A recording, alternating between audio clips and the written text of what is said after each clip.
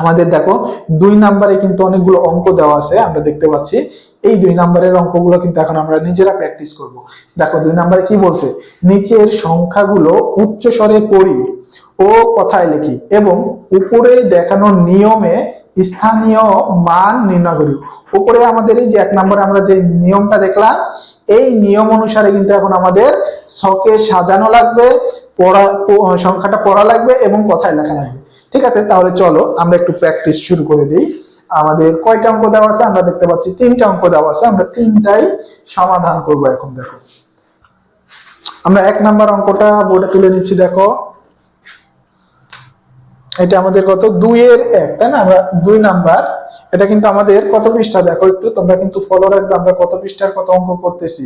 এটা কিন্তু আমাদের 3 পৃষ্ঠা, 3 পৃষ্ঠার 2 নাম্বার অঙ্ক করতেছি আমরা। দেখো 3 পৃষ্ঠার 2 নাম্বার অঙ্ক। 2 নাম্বারের প্রথম অঙ্কটা 1 নাম্বারটা আবার কি দেওয়া আছে আমাদের, 2 3 6 5, 2 3 6 5, 2 3 6 5 1 7। আচ্ছা, এখন আমরা এটা যেই নিয়মে দেখলাম এই নিয়মে আমরা একটু সাজাই নিই। দেখো আমরা একটু বড় করে ছক দেবো, এখানে কিন্তু আমাদের স্থানীয় মানটা তুলে করতে হবে তাহলে, এবং আমরা লিখবো যে এখানে হচ্ছে আমাদের কত স্থান পর্যন্ত দেওয়া আছে। আমরা একটু গণনা করে নেব, একক, দশক, শতক, হাজার, অযুত, লক্ষ। এখানে কিন্তু আমাদের লক্ষের ঘর পর্যন্ত দেওয়া আছে, তাহলে কিন্তু আমরা লক্ষের ঘর পর্যন্ত এটা টানবো। তাহলে দেখো আমরা উপরে আর নিচে এইভাবে 2টা টান আগে দিয়ে নেব। এরপর আমরা গণনা করব একক, দশক, শতক, হাজার, অযুত, লক্ষ।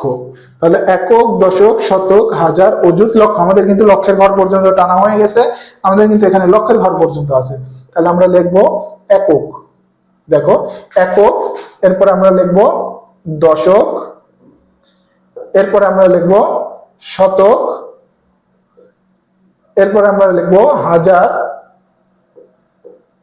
এরপর আমরা লিখব অযুত, এরপর লিখব লক্ষ। আচ্ছা, এখন আমরা কিভাবে মানগুলান বসাবো। দেখো এককের ঘরে আমরা কত দেখতেছি অঙ্ক 7। তাহলে এককের ঘরে আমরা 7টা 1 লিখবো। একক মানে 1, একক মানে কত, 1। 1 হচ্ছে কয়টা লিখবো, 7টা। 1 2 3 4 5 6 7। তাহলে এককের ঘরে 7 আছে মানে 7টা 1 হবে, এবং আমরা নিচে লিখবো 7। আচ্ছা, এরপরে আমাদের দশক। দশকের ঘরে আমাদের কত আছে, 1 আছে। দশক মানে হচ্ছে 10, তাহলে আমাদের 10 কয়টা হবে, 1। যেহেতু দশকের ঘরে 1 আছে তাহলে একটা 10 হবে। এরপরে আমরা লিখবো এখানে যেহেতু 1 আছে, একটা 10 আছে, তাহলে 1 লিখবো।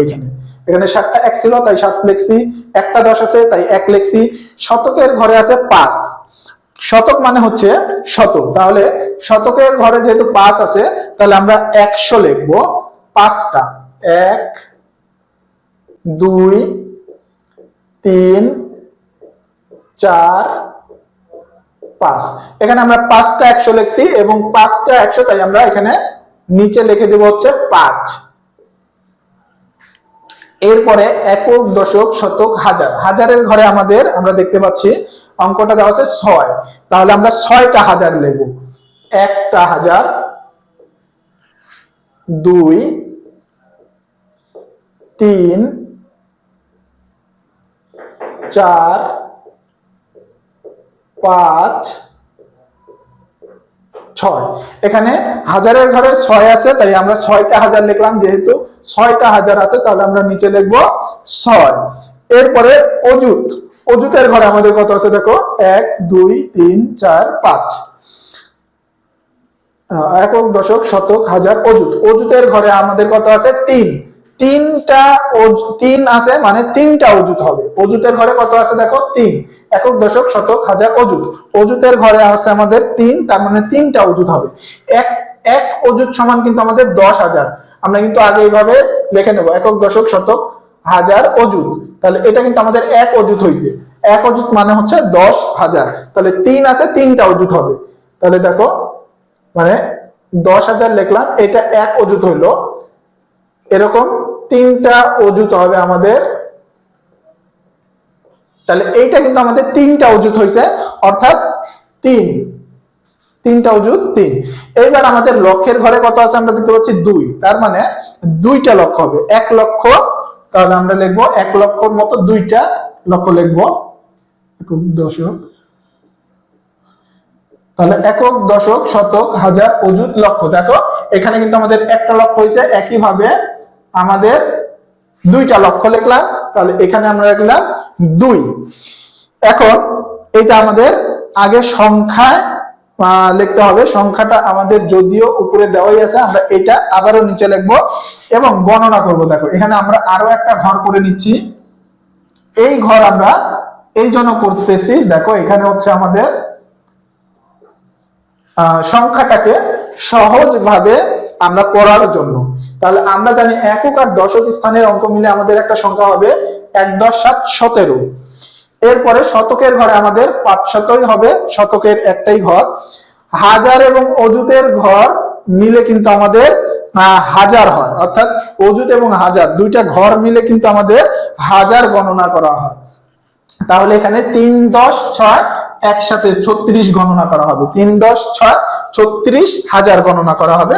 এবং লক্ষের ঘর আমরা জানি লক্ষ এবং নিযুত 2টা হয়, এখানে একটাই আছে তাই আমরা একটাই গণনা করলাম। তাহলে সংখ্যাটা আমরা লিখে নিচ্ছি একটু, আমরা এইভাবে সংখ্যাটা লিখবো। তাহলে আমাদের হচ্ছে 2,36,000। এবার আমরা এইভাবে গণনা করব, 2,36,517। তাহলে আমরা কথায় এইভাবেই লিখবো, এটা কথায় কিভাবে লিখবো, 2,36,517।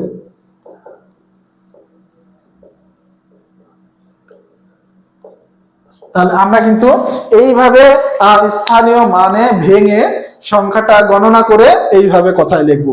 এভাবে কিন্তু খুব সহজেই আমরা প্রত্যেকটা সংখ্যাকে ভেঙে সহজভাবে গণনা করে কথায় লিখতে পারবো।